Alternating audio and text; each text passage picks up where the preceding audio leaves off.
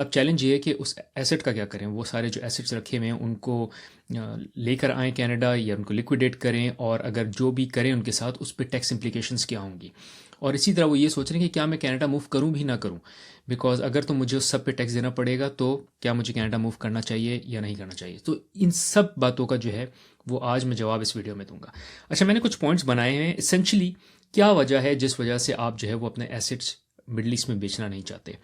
एक ये कि आपने सोचा हुआ है कि मैं वापस मूव करूंगा, और चूंकि मैं वापस मूव करूंगा तो मेरे जितने एसेट्स हैं, मेरी कोई प्रॉपर्टीज़ हैं, वो इंटैक्ट रहें क्योंकि I will be using them eventually, या मैं उनको मॉनिटर कर सकता हूं जब मैं वापस आऊँगा। So let's say I go for 3-4 years, मेरा जब पीआर हो जाएगी और जब पासपोर्ट हो जाएगा, पीआर हो गई है, जब इवेंचुअली पासपोर्ट हो जाएगा तो with my passport I can move back.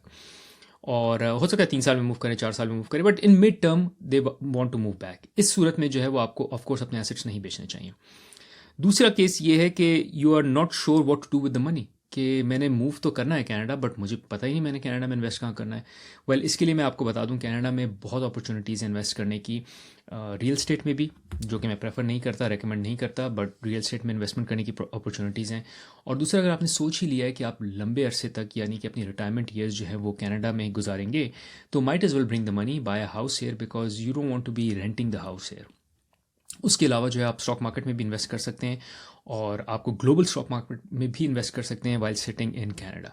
Now the question is कि उस पर टैक्सेशन क्या क्या होगा। ऑफ कोर्स आपको टैक्सेशन तो उस पर लगेगी, बिकॉज अब जो है वो कैपिटल गेन सारे हो रहे हैं कनाडा में। बट जो सबसे अच्छी बात यह है वो कैपिटल गेन के जो टैक्स लगेगा वो लगना शुरू होगा the day you move to Canada. उससे पहले जितने भी कैपिटल गेन्स हुए हैं आपके, उस पर आपको कोई टैक्स नहीं देना होगा। उससे पहले आपने जितनी इनकम कमाई है उस पर कोई टैक्स नहीं देना होगा। The moment you become a tax resident of Canada, only then you start paying tax in Canada. अच्छा, फिर एक आर्ग्यूमेंट ये आता है कि I want to stay diversified.